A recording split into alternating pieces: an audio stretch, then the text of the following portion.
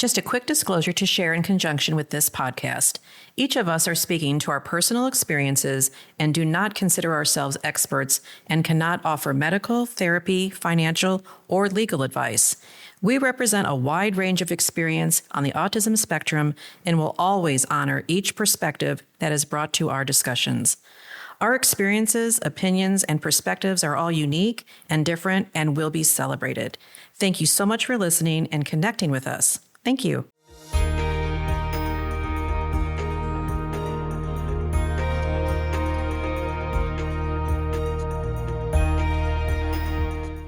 Welcome to Navigating Adult Autism. We are just a bunch of moms with a lot of perspectives, a lot of opinions, and a lot of experience. We are all here tonight. I'm Mary, and I am here with Heather, Cynthia, Dawn, Tara, Elizabeth, and Kara. And we are talking about service animals tonight in our autism life. And there are three types of service animals, or support animals, I should say. There's service dogs, emotional support dogs, and therapy dogs. And in the 7 types of service dogs, well, I was going to say there are, under the category of service dogs, there's 7 types. Guide dogs, hearing dogs, mobility assistant dogs, diabetic alert dogs, seizure alert dogs, psychiatric service dogs, and allergy detection dogs. And that is by esacare.com. Am I saying that right, Elizabeth? I'm not sure. Okay, well, it's ESACARE.com. And so the service dogs, it's any dog trained to perform tasks for an individual with a disability. And it says, is the assistant animal legitimate? Can I ask? Under the service dog, no, you can't. It's against the law. Legally, the handler can only be asked 2 questions about their relationship with the dog. 1, does your dog provide a service? And 2, what is your dog trained to do? Under emotional support dogs, these are medically prescribed animals providing therapeutic benefit through dedicated companionship. Is the assistance animal legitimate? Can I ask? There is no law asking about your emotional support dog. Only airline employees, landlords, and educational facility administrators have a legal right to ask for medical documentation from the handler to allow access. Then there's therapy dogs. These are animal-assisted therapy involving animals as a form of treatment. Is the assistance animal legitimate? Can I ask? Yes, you can. Although pet owners do not have a legal right to bring these animals into public places that aren't pet-friendly, certain institutions, such as hospitals and libraries, may provide access by prior agreement. Elizabeth? Yes. I'm going to hand it over to you. All right. And we're here to talk about the service dog. We thought it was important to clarify and go through those support animals but what we are talking about today are those 7 types. So we've got the 7 types that Mary listed, but we're talking about service animals because a number of us here in this room have had experience or own a service dog. And so we kind of wanted to talk about that. It's made there are a lot of pieces that go into that, and they can impact your life. Right. So, like first identifying the need. When did you start thinking about a service dog? We don't have one. So I know I'll start then with us. I don't really know. I mean, Kara had asked me, we had talked because you were listening to some of my concerns. Some of my concerns were, I knew my youngest daughter didn't feel like she could leave home. She was there. Nathan was in the midst of all his seizures. And we were specifically talking about a seizure dog. And I knew another family that had a seizure dog. She was a nurse over at Mercy. And I had gone to a couple IAP meetings with her when they got the service dog. In the school district had no idea. It was the first service dog that had been approached to them. They had no rules. They had no guidelines, no policies for service dogs. So I think she kind of headed up that way. I kind of visited with her about it, and then I knew she had, and the benefits that family had with the seizure dog because they can detect the seizures. And they're trained to do that. They go through extensive training, not just the dog, but also the family too, because they have to be handlers. And then who's going to be a handler? I just visited with you a little bit about it and then connected you with her and you guys talked. Yeah, we talked and, we kind of, and she explained a lot of those pieces because there's a lot more. You don't just pay for this expensive dog and it's 100% and it'll catch every seizure and it'll be doing alerts and doing all this. And she really went through that with me and we talked a lot and was really, doing some research. And then when Nathan had his accident where he ended up with 4 staples in his head. And I thought, what are we doing? We've got this opportunity to possibly bring in another support.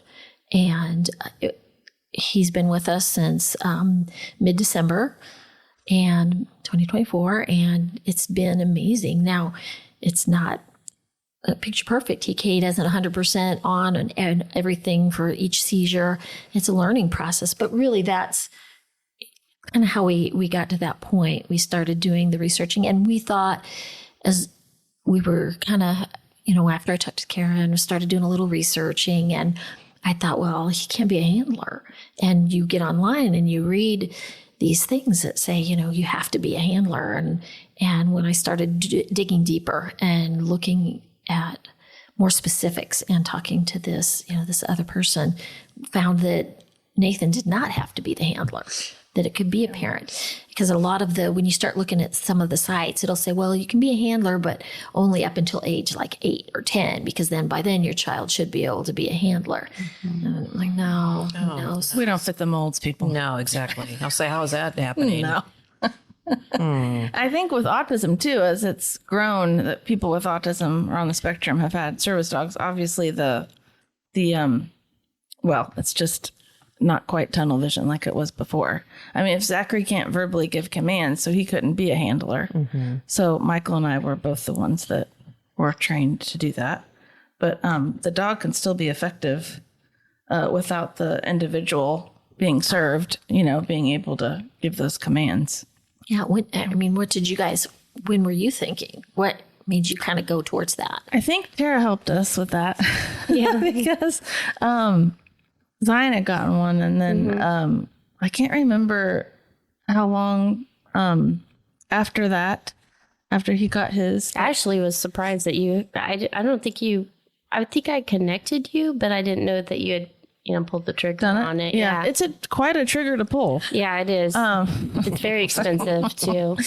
I did find in my research, when you first look them up, I remember looking them up just online, Googling like resources and stuff. And I did email, I think, some questions to a company that was on there. And oh my goodness, I guess this particular company was the dog trainer to the stars or something like that.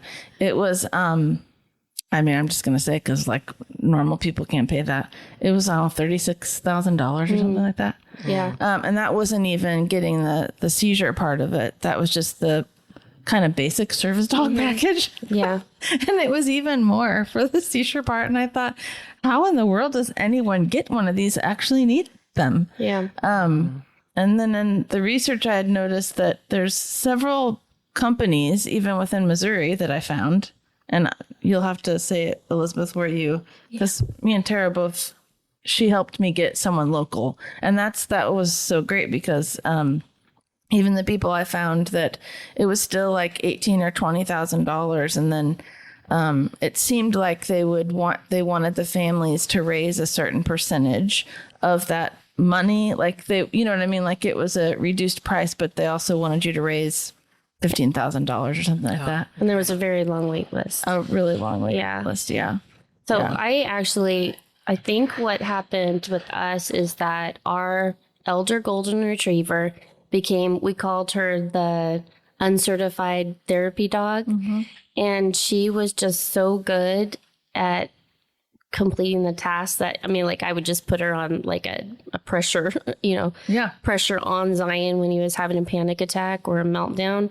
And she was just so good about it, but she got a little scared when he got very violent. So I wanted one that was trained in other ways and wouldn't get scared and things like that. So then I started looking at dogs, like dogs for service members that had PTSD, because that was some of the symptoms that he had. He had very sort of like violent outbursts, and he also had panic attacks, or he still does have panic attacks. And so that's when I found the local trainer who trained for canines for camo, camo for canines, canines. Yeah. And so I talked to them, and that's how I found MMK9. And it was still very expensive. It was definitely expensive. Yeah. But yeah. I mean, it was like for us, I think we did two different sort of lines. I mean, you guys did more of the hands-on. Like we actually went to, I think it was Heritage Farms or something, and made sure the breeder, we knew we wanted a golden retriever, because that's what Zion was used to. And we my best friend's a veterinarian, so I wanted to make sure that it had very good quality, it wasn't going to have hip problems, anything like, because if you're going to invest, like, I think ours was like $24,000. Yeah. If you're going to invest that much money, you want this dog to live forever. That's right. That's right. So, so the dog, the investment was expensive to begin with, and then the training. So, yeah. So then we sent this little puppy away. I mean, like, it was like 4 weeks old, we only had the dog 4 weeks after it was 12 weeks old. And then it went away to training and stayed with MMK9, Michael Miller, and he did all the basic obedience.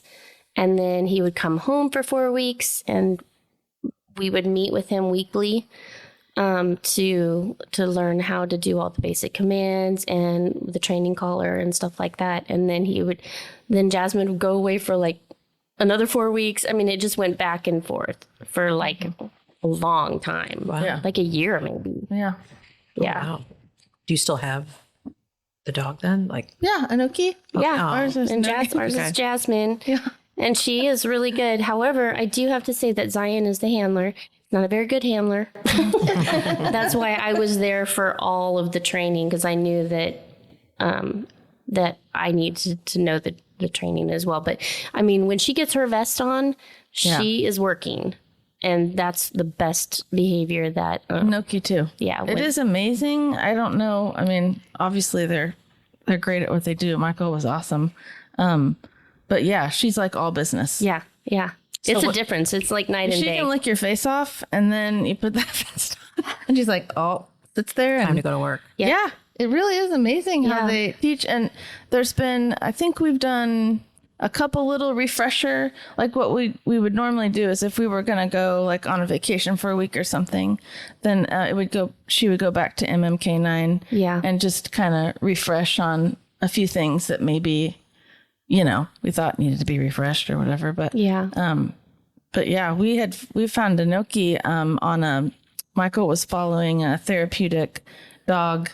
Like that's what they bred therapy and service dogs, supposedly. I mean, I don't know. Anyway, and so he fell in love with Anoki online. It was an online relationship, and we were in Nashville one weekend for our anniversary, and so we just scooted on over to oh my gosh, I can't remember but it was at a Cracker Barrel parking lot that and he always tells Anoki that they fell in love in a Cracker Barrel parking lot. I was like, oh my gosh. Anyway, but yeah, paying for her was the first, large expenditure, and then getting her home and then giving us, I think she was there 6 weeks or something before Michael took her. And yeah, it seemed like that whole first year she was gone quite a bit of the time. Yeah. So, yeah. I think he brought her back so that we could bond. So we could bond and learn new things. Yeah. Yeah. But she also was very bonded to him as well, the trainer. Oh. So when their vest is off, can they be a normal dog and play? Yeah, they can be a normal dog, but that's good. They do need to follow the basic training that, They in my mind, any dog should have, right? Yeah, they said they told us even with the vest off, they have to mind their manners. Right. They know how they The boundaries should have act. to stick. Yeah. Yeah. Okay. Yeah. Okay. Like Inoki would really love to jump up like a deer onto the. Not that this has happened. It has happened. She jumped onto the stovetop and Started a fire. started licking some gravy out of one of the. She's a counter jumper, and I remember him telling us that like she's a counter jumper, and we've had to work really hard. Wow. And we did notice that before she really went with him, she was a little bit wild. She was a little bit of a wild girl, but yeah, in the end, it was a really great experience and neat to see the interaction between,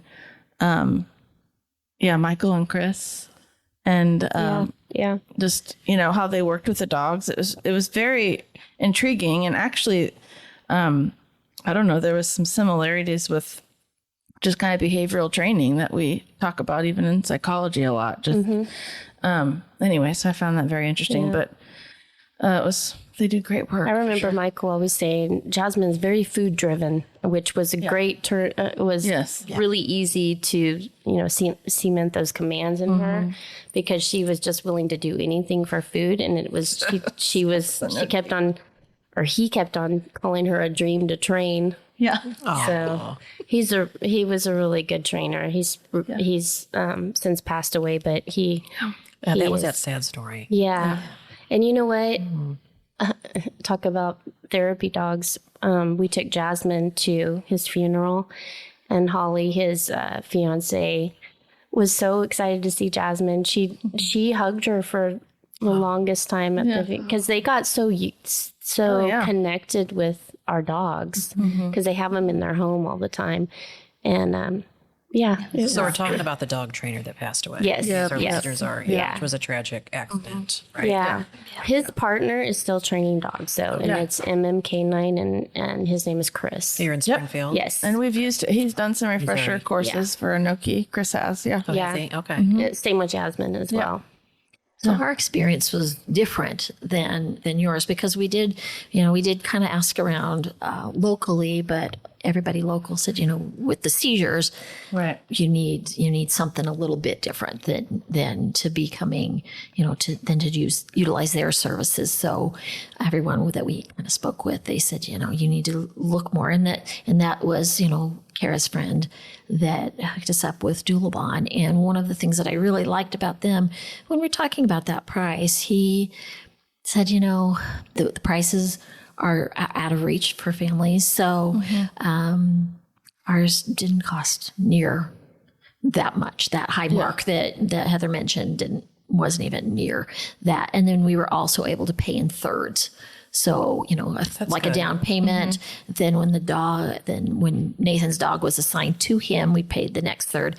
And then right before pickup, we paid the last third. So it was a lot more doable for us, but having that seizure part. So we actually didn't meet Bo till it was time to pick him up. So it took 2 years, but we went with Doulabon, is the name of the company. Jeremy Doulabon was our trainer, and it took so long because he couldn't find the right dog.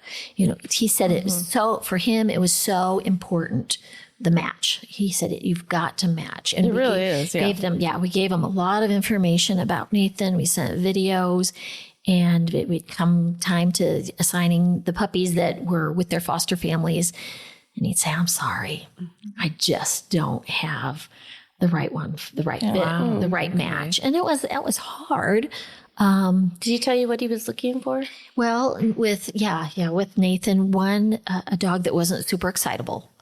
He couldn't be super excitable because we told him Nathan's not going to be like, oh, yay, you got me a dog. He's going to be like, what did you do? Why is he following me around? Right. And then Nathan's personality. They asked a lot about Nathan. So they asked tons of questions. What is his personality like? And so that was the biggest thing, was that Nathan needed a dog that was going to be a little more calm, one that was going to be, they call it sensitive, so hyper aware of things because Nathan's not going to give those cues that I'm ready to have a seizure. He'd have to be able to, a dog that would be able to really learn and watch. And I guess that's good in a way that he took so long that he and it really wanted to make the right fit. absolutely, it paid off. It paid off tremendously because each time we said, well, we understand, and then Nathan would have a seizure. We'd be like, oh, is this ever going to happen? But it was definitely worth the wait. In December, we met Bo, and he's A good fit. He's a good fit. And good. I mean, they even bred him before because they said just everything about him was the perfect medical dog. Oh, and so. And what kind is he? He is an English cream golden retriver. And cream. I love golden retrievers. He does it all. And he just loves Nathan. But we went to Ohio, is where they're located. And we went up for a Monday through Friday training, and that's when the bonding took place. So we met him Monday morning, and he went home. He went with us in the hotel that night to start the bonding process. And he'd never met us before. And I really appreciated what Jeremy said. We've trained these dogs, we've worked, they know their stuff, but we can't explain to them, this is your new family. This is the kid, the young man we've been training you for. Here you go. So a lot of that week was not only teaching us as handlers, but a lot about bonding. And the second night Bo was with us, Nathan had a seizure in the hotel. Oh. And before that, he had been panting and he was standing up and just moving around, pacing. And he had a seizure that night. We have pictures of him. I think you've all seen him on Facebook, cuddled up to him just immediately after that first seizure. So it was a long process, and it was definitely worth it. What was Bo a trained really to do, like when it happens? So that's one of the things too I wanted to talk about is really understanding the process and what you're getting and what happens, because even though they talk to us and kind of explain things, you have this perception of what's in the media, what you've been told, what you've researched. And so Bo's been trained on a couple of different things. Of course, he has all his basics, right? All those basic commands. And, and so we can take him out into the public and go to the table, it's under. And if he picks something up, leave it. Or if he wants something, leave it. If he gets it, I told him the other day, I didn't know what he picked up. And I said, drop it. And he spit a piece of his dog food across the floor. He was like, yes, ma'am. I was like, oh, I'm sorry. But so he's all those. And then so when it comes to the seizures, the alerting part, which is very controversial, some people just say you can't train a dog. You can't train, them to alert. They can only respond. And some really stick with that. But how Jeremy explained it to us is he said, if I can train a dog to smell out, however many 12 different types of narcotics in an open airport, I can teach a dog to alert, to be able to smell and alert to a seizure. And our cats had been doing it for years, so our cats would always, right when we were just like, what is wrong with that cat? And you just want to we were like, oh no, they're crying out, meowing because Nathan's going to have a seizure. Wow. So they've been doing it. So that was an easy sell for us. Yeah. But it's very controversial. Some people say you can't. So what happens is you have to learn the dog alert. And so when we were in that second day, Nathan head was down on my lap, and all of a sudden Bo popped up and got his nose on Nathan and started sniffing. And Jeremy stopped the class and he says, he's alerting. And it was really interesting because he was explaining about because some of the other families that were in our training session had tracking dogs. So he was talking about how, you start at the point of origin and then the scent will spread and dissipate. You could see all the dogs, we were kind of like almost in a U shape and we were the bottom or a V. You could see the dogs all popping up and smelling Nathan. They're like, they smell it because most of them had been trained on Nathan's shirts, because we actually sent, when Nathan, we would put him in the white t-shirts, and when he'd have a seizure, we'd package his shirt up and send it off, put it in the freezer till we could send it. Oh, wow. We had some refrigerated packing from all the Humira shots we get, and send it off. So he knew Nathan scent, and there's a general scent to seizures, and just in general, I think it's like 70% is the same, and then you know that percentage could be wrong, but then then it comes to that individual, and so you could see that. So when Bo starts sniffing a lot, and he's sniffing with his mouth closed. Not just walking around doing the whole dog thing. I'm going to sniff this. But when he's focused and sniffing and he's got his mouth closed, then he's sensing that for Nathan, or it might be another type of thing. But he's been trained on Nathan's scent. So when he starts doing that, we know it's getting close. One of the last seizures he had, Nathan had walked into the kitchen and Bo had been sniffing him, and he gets his nose right on Nathan and he won't leave him. And I was only probably 8 feet away from him, but I had my eyes on him because Bo was alerting and I was able to catch him. Then the last night, it was just right about 10 minutes before, Sammy said, it's coming because he will not leave Nathan. He said he is like glued to him. And so she had just finished helping him brush his teeth and he went down. So she was able to catch him, and Bo was there. And so that part we're getting, but to respond is a bark. And so at first it's really hard because there's a lot of work, as you know, as handlers. So the bark is trained out of them, but then you got to put it back in if they're a seizure alert dog. So, and at the beginning when they're doing that basic training, they don't know which kid they're going to be assigned to. So they train the bark out.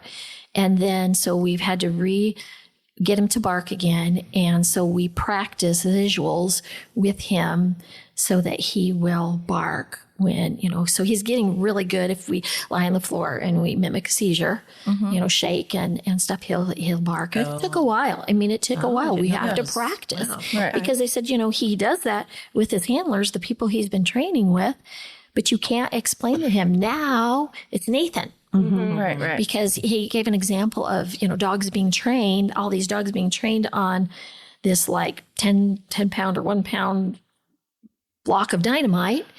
But then a truck drives past them with 10,000 pounds and none of the dogs alert because they've been trained on that specific scent. So it's the same with the other things. They've been trained with a specific person that looks a certain way.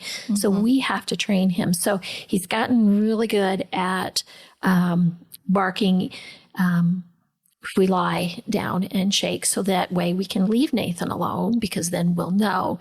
But we've got to make sure that has transferred and that sticks. So, and then and then we practice the turn as well that he does right before he falls. And so he was getting pretty good on that, but we've just really focused. Just when Nathan starts to have a seizure, he'll kind of look up, kind of like, first he'll look up like, when you're like, there's a mosquito in here and fly, you kind of look, and then he'll just turn into it and start to spin before he falls because he's trying to keep his balance or something. I don't know.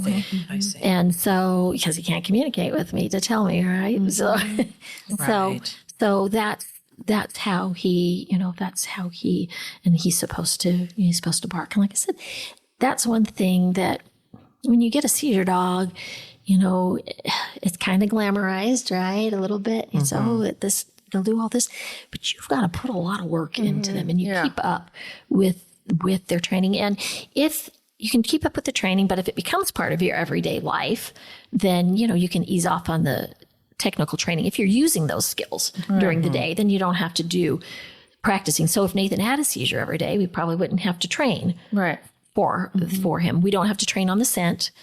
Because he's got that down. They said not to, because he has enough. He won't lose that skill. But we train, we try to train daily, on those visuals. Wow. So, and then he also has a nuzzle command. Nathan picks his fingers, picks the skin off his fingers. And so he's been trained to nuzzle, but we haven't transferred that skill to Nathan yet because they're still bonding. And we didn't want Nathan to be like, every time I do this dog just butts his head in there and pushes my hands away, wants a pet. So we kind of held off. So we just practiced with ourselves. And it's funny because I'll be trying to tie Nathan's shoes. And that's kind of the dog's down there nuzzling my hand, trying to get me to not do that. So if you think about that motion of if you're tying a shoe, that's what he thinks of. Yeah. So yeah, sometimes there's somebody will stand behind them and they'll, you know how you clasp your hands, you kind of relax, and he'll come up behind people and nuzzle their hands away because they're not supposed to do that. So Smart animals, that's for sure. I always wonder if Jasmine is alerting to me like my anxiety when I'm sitting at my desk. She always comes up and sort of nudges me, and I always wonder if that's like something she smells, like the same scent she smells from Zion, because usually her service is she does deep pressure, like you do a command and she jumps up on him, but he can give that. He knows when he needs it. So he's his own handler, I guess. I mean, although I'm better at the handling of the dog, she actually, it's a good point that you talked about. You have to really keep up with the training daily, because there's been many times where Zion hasn't had a so-called meltdown. He's an adult now, so his meltdowns look differently. It's more of like a panic attack. And he hasn't had one for a long time. So, you know, she doesn't, it's hard for her to get that practice.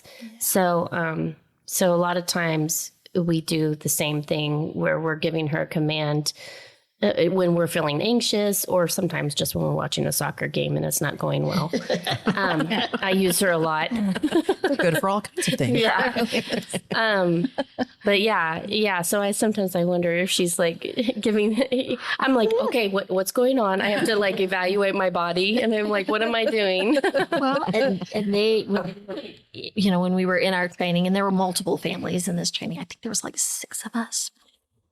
6 of us. And they said, you know, sometimes your dog will go alert to somebody because they know that smell or they recognize it. They've been with, you know, as they're training, they will have been with people, and the dog will start to alert, and they'll check in with that person, and they're like, that's Awesome. yeah. So it's very likely that she's picking up on Or she that. just wants to go outside. I'm not sure. Do you have other dogs? Do you have other dogs that sort of compete with?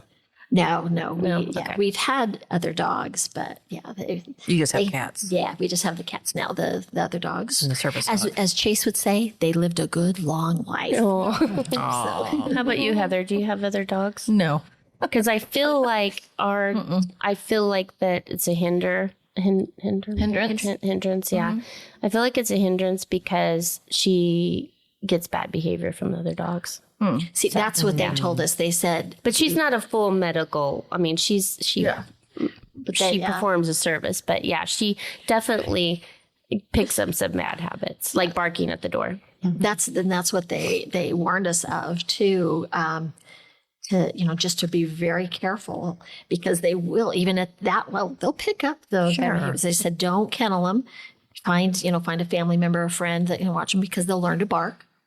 They said, don't kennel, you know, be careful about, you know, going into, you know, other places where there are lots of dogs, because they can pick up those behaviors, as well as if there's another aggressive dog, it can end their career if they're attacked even once, because then that's happened to us, actually. Okay. Zion was at a thrift store and a dog tried to get at Jasmine, and now it's not so much Jasmine who is worried about it. Zion's worried about a dog attacking Jasmine in public. So right after that happened, it was at a thrift store, and it was just someone's pet. It was not another service dog. Jasmine had really good behavior, but the dog came at Jasmine, and now Zion is scared to use her in public, which is even Because that dog worse. shouldn't have been there, right? Yeah. The other dog. So it wasn't a service dog. Right. Yeah. That is what I think when we go to, you know, McDonald's or something fun like that. My favorite place. Zachary loves McDonald's. When we would go in there and practice, and just anytime we're in places like that, I think the biggest thing is that people think, because it's a cute dog in a vest. And they just think, I just want to pet that darn thing. And especially the little kids, like, I mean, they're just, you can tell we're like, it's like a spotlight is on us when we're walking through Sam's or whatever it is, because all these kids, like Santa, and they just all start forming a line and start following us. But that's something I would just say to anybody listening with it's just because they're supposed to be very focused when they're in the vest. I mean, certainly when they're not in the vest, there's lots of licking and petting going on, of course, but yeah, it is important to keep them in that mode. You certainly don't want them to have an opportunity to break, which I thought was interesting because Michael would take them to Bass Pro so many times because there are just so many darn people there. Yeah. And I loved seeing the training because we would get to meet, like Terry was saying, like once a week we would meet and train in a community center. And so we'd go to Bass Pro a lot of times and just leave the dog in the middle. And everybody's going, like on a Friday night, I'm talking about, or a Saturday, super busy.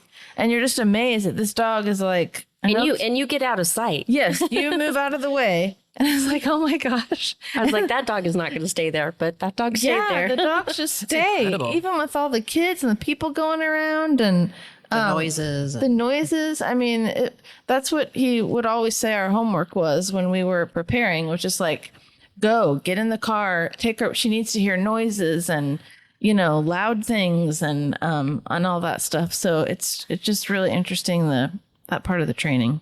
Well, and that's part of it too. Is you have to keep up. You have to understand because They can't be phased by any of that stuff, or they can't do their work. Yeah, and I didn't understand how much work that meant for us. I mean, for our family, it's been a wonderful choice, But that's just one It's a daily thing. I didn't realize, Right. because if we don't go out for a couple of days, and he, both still really new to us, Yeah. and we're still, and a lot of it too is he knows, but it's if we don't give the correct, correct command, or we get lazy, and it's like, oh, no. You got to stay in, you got to stay down, or you got to stay set, and not, because if you start laxing on that, then they're like, oh, yeah, I don't have to do that anymore. That's pretty cool. Wait a second. Jasmine has some problems with that, definitely. And and so I think we're still in that learning phase, because I think if I were, Bo's really good, but I think, if I were to walk away in a busy Bass Pro right now, he'd kind of, he wouldn't go off chasing and having fun. Right. He'd be nervous and want to, he'd probably be nervous enough that he's he'd still follow new. us. Yeah. He's still He's learning. got to trust. Yeah. There's so much. Yeah, just add it to your list of things to do, right? I do want to say that also is it's funny because it takes so much work. I think Zion leaves her at home a lot because he doesn't want to put in the work. Also, he's worried about other dogs, but he's also worried about her listening to him in public. But he takes her a lot of places. Oh, that's good. So, That's good. Is he off leash when he goes with Zion in public? oh no, always on leash. Yeah, they always are on leash, I think. Yeah. Yeah, they have the vest and then the leash, and all the commands are. Yeah, you don't want to get crazy in a Walmart. That's for sure. And like the leash, I mean, we hold it on the loop, but then it's got a second loop. It's got like a little, what do they call the short? Like a handle. Because we will have Zachary, because he's not the handler, but we do practice with him walking, so he will walk with Inoki in public. But like Zachary doesn't understand the social aspect of like you're supposed to walk on the right side. You know what I mean? Like he just would walk right into people. So he needs people guiding, but there's a shorter one that he can hold on to, and then Michael or I could still have the longer leash, like giving the command that we would need to give. Yeah. But then Zachary's still getting practice with the independence with it, which is nice. I don't think that he would. I mean, I guess that there would be times where he would drop the leash if he's having a panic attack in public. Yeah. Then he would drop the leash, and she would then Sit there, right? Yeah, she would either sit there, or if he gave the command, Yes. which he would, he's pretty good at giving the command. Then she would be on top of him to give the deep pressure. What's a typical command? Is it a Well, I mean, all hand the gesture? I think our command, well, I know, is you go hugs. That was the easiest thing for Zion to remember. Michael really just asked us what we wanted to do. So right when you do this, it's actually really fun. We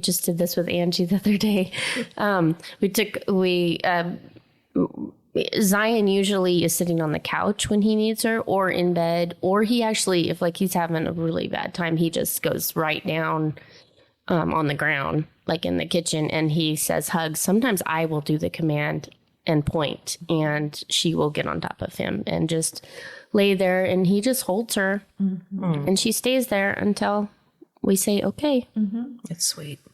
So Yeah, because we learned a verbal and then a visual. So, and then, as the dog gets to know you, like, you might drop one or the other, but Bo will respond to either one if you see. And sometimes, if you're walking and you want to do, something, give a command, he might not see you. So he reacts both to verbal and the hand gestures. But it is, with at least with our situation, he's always, when he's in public, and he's always supposed to, or if he's in command, he's supposed to stay in command, and our release is free. They say free instead of, and, but the only reason he should be breaking a command is to attend to Nathan. So he's not, we don't correct him. So if he's in a sit position and Nathan's kind of acting one way or the other, and he wants to go up and sniff him and do things, then, we don't correct if he's attending to. That makes sense. So like the hug, if he was in a different command, I imagine, you're not going to, when you're working with your dog, you don't correct that if they're attending. So that's at least how, ours was. But that's just probably the same. Yeah. Okay, dumb question, but what can the dog do that the cats were not doing for you? Good. Good. Well, they can't go out in public. They are 18 years old, and so we keep telling them that this is their replacement, and they get to go into retirement. So a lot of that. Still alert? One of them does. The other, the others are like, they're still, kind of figuring out the whole dog and everything. But one's still, This Bo guy who moved in. Right. Yep. I'm going to go to the other room and hide. Yeah. There's one. We have three, and the younger one, he's just like not having this. We thought he'd be the easiest because he loved the other dogs. But yeah, that's a good question because I know by the time you wait 2 years and the cats were getting really accurate, we're like, do we need it? Yeah. But, they can let us know one's coming, but when he has one, they can't bark. Although I was on the phone once, and it's funny because we got it recorded because I was sitting on Nathan's bed in front of his camera, the Sammy camera, and talking on the phone. The cat comes in and just meow right in my face. And I'm like, okay, I'll go check him. So I went and I checked on him. He was actually by his dad in the other room, but, I'm like, I got him. He's okay. And he follows me back and meow. And I was like, okay. And I walked back and he started a seizure when I was in the hall. So the cats were getting very accurate. But no public access freedom, and the after if he were to fall and to protect he him. Couldn't. Yeah, he couldn't. They couldn't. Yeah, he'd squish him for sure. But they would. When we're treating Nathan, he's in active seizure. The cats were right there, right in his face, right there the whole time. So they've been wonderful. But we're going to put they're in retirement now. So your Bo lays next to him, or he comes to you. He's still figuring it all out. He usually has his head by Nathan's head. So, and he'll come down. So, when it happens, we right now we're actually trying to help him still understand that this is when you bark. So we're still really in the training phase. So we're looking at when he goes down, we're working with him on trying to be calm so he doesn't think it's scary. So he gets what are they called? High value treats during the seizure and after the seizure. And so positive reinforcement. Yeah, exactly. We try to stay as calm as we can and, talk to him and then, give him the bark command. And so, he's really still in his training, but he lies down and then he'll lie down with him afterwards. And but he's almost always with Nathan, either on his bed in his room, and not very far. He's always a couple feet from Nate. So That's awesome. unless he's outside. That's great. Now, if we could just make it less expensive and more available, Well, and it would maybe be perfect. Right, Yeah, right. but I mean, and maybe that's something we do need to cover too, is, funding, because there's no funding. I think, I don't know, maybe a service dog for someone who's blind, there might be funding. I can't remember. Yeah. Maybe, I think, but I'm not sure. But yeah, I mean, it was interesting to go Or through that. fundraising, because sometimes you see those Yeah.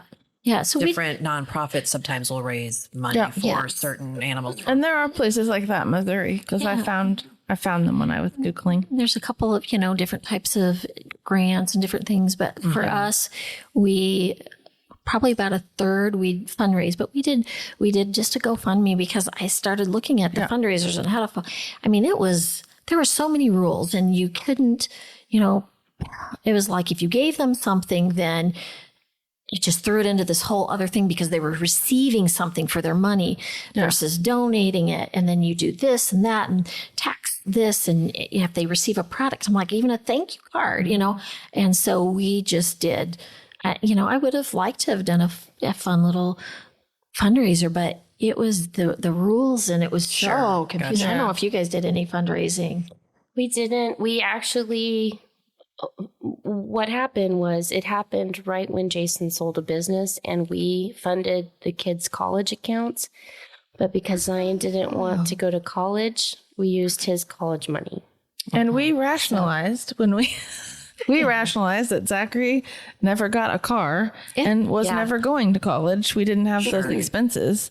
And so we felt like, you got to talk about, because dogs don't, live forever, but like a 13-year-old dog, and you kind of do the math, and it's like, well, it's got to be, it's got to be worth it. So, and we did 3. Well, we bought the dog, and then I think we had 2 or 3 installments each 6 weeks. Yeah, each 6 to 12 weeks we would pay. Yeah, certain. Yeah. So you didn't have to have it all totally up front, but it definitely was an investment. But I think you just have to weigh the pros and the cons, and just find somebody that's a great trainer that will work with you. And really, research, whether it's a trainer or an organization, because, those top end 36, 40,000, some places out there are charging that much. Wow. And we, like I said, it is a bit of a travesty. We didn't pay near that much. And there's I don't know if I should say how much, because it was real. I don't, Okay. Well, so we paid $25,000. Yeah, I was going to say, we paid more than 15. It was 16 or 17. But actually, part of that was just getting the dog in the beginning. Right. Because we paid almost $5,000 for the dog. Because it came from a place that I guess I think I that was a included business, that as well and therapy too. dogs. I just have the money amount in my head. I don't think I had taken away. I think our dog was about $3,000. Yeah, I mean, because dogs are expensive now anyway, regardless of whether they're going to go on to be trained for something else. But then you have to go through all that. They have to have the certifications, like the eye exam that costs like $400 from the breeder to go take that puppy. And she did that with all of her dogs. And that was the only breeder we could find in Missouri that did all the certifications. Well, yeah, this lady that we had was, it was Greensboro, Kentucky. That's what it was. That's where we met her. But yeah, we'd fought. I mean, she wasn't anywhere close. We had to make a drive to Nashville, and then we were a couple hours away, and that's when we picked her up. So it was, and never met the dog. I mean, like I said, we didn't. it was like we were on a wing and a prayer. Like Michael's like, no, this is the one. And I'm like, okay. I would say we researched for probably a year. Like I said, my best friend is he did watch and kind of look. Yeah, my best friend is a vet, and she connected me with a golden retriever breeder in Colorado who probably talked to me free of charge for like 6 months and said, okay, this dog. And that's how I got connected. It is and a they long only process. They only did 1 litter of golden retrievers. And and then they went on to a different breed. So it was like, I'm so happy. So But I haven't regretted it. I haven't either. It's been worth, Good. That's what I was going to ask you. worth the money. We certainly couldn't have done that when we were first married. Right. No. I mean, Yeah. no. But And Zion can't go to college now, so yeah, there's no. I mean that's really a bad joke. But we used all of his college money. But he loves her so much. Well, so I think it's important that people really understand how much goes into it, because that is a huge investment, and you're making some. Yeah, I had no idea. a lot of work. We I make had no idea. we make trade-offs, and if you in thinking you're going to pay 25,000 up to 36,000, Right, and right. you're going to have this dog that comes home and makes you a 3-course dinner and does the laundry, it's not going to happen. It takes so much work. Yeah, there's a lot of work, and you have to. I think that's the biggest thing that just really surprised us. Like I said, we don't regret it either. I mean, we're so happy, but wow, I just didn't realize, and I would hate for somebody to, get excited and just go through the motions and that passion take over, and then go, what have we done? Yeah. I don't have time for this. don't- And yeah, I it don't- becomes yeah. a burden instead of Right. Yeah. Yeah. And the shame of not training that dog that day.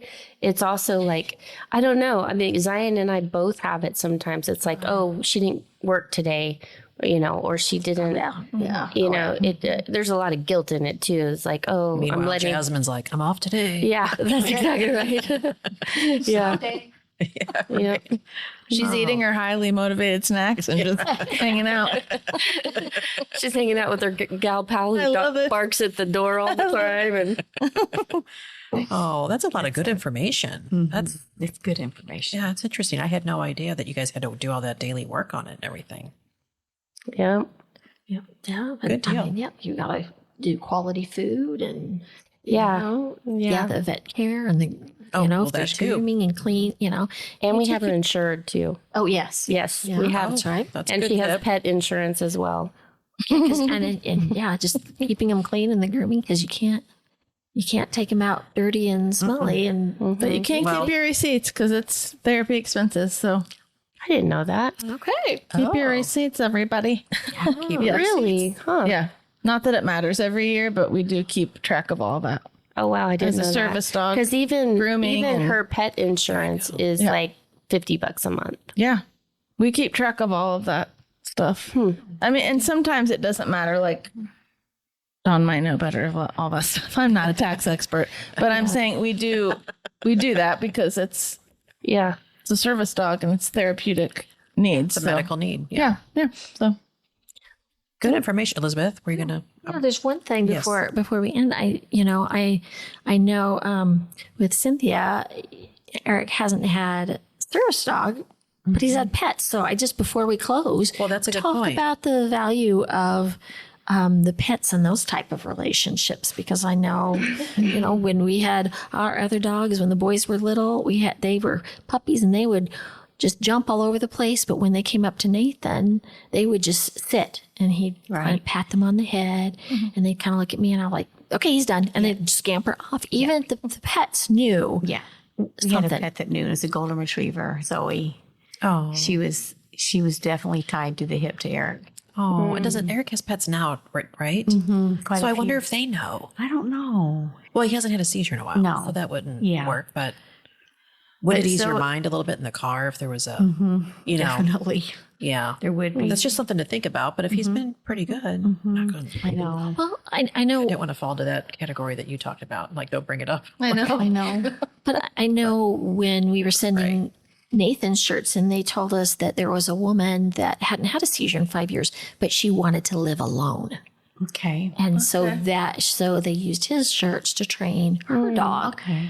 She hadn't had one in 5 years, but her family and herself just never felt confident that she could live alone. And that's why she decided. That's a good point. That's a very good point. It is a good point. So did she go to get one? Did she get it? I don't know. I assume, they just asked if they could use some of Nate's shirts. And I said, he's got plenty. So you can use them how you want. Exactly. That's neat. Yeah. Well, that's a lot of good information, and then we'll do a bow update Yeah. since Bo's Definitely. still so new.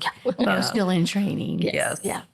That was great information. Very good. Thank you guys for sharing. Now I feel service dog like, information. now I feel like I Need to take Jasmine somewhere and do some more training. Jasmine's on an extended vacation. Yeah. Well, I know we're supposed to keep Bo socialized, but not with socializing with dogs in the park and stuff like that. yeah. So so he needs to be socialized, keep his socialization skills Yeah. up with other dogs. So Yeah. maybe we'll have to meet for play date. Yeah. Well, there you go. There you go. Okay. Well, thank you for listening. And Tara, where can everybody find us? Yeah, you can find us on Apple, Spotify, and now YouTube. Search for Navigating Adult Autism. You can also follow us on Facebook and Instagram. Search for Navigating Adult Autism. Or you can also contact us through our DMs on Instagram or Facebook, or by emailing moms@navigatingadultautism.com. We also have a website, navigatingadultautism.com. Okay. Excellent. Thank you. Thank you. Bye. Bye.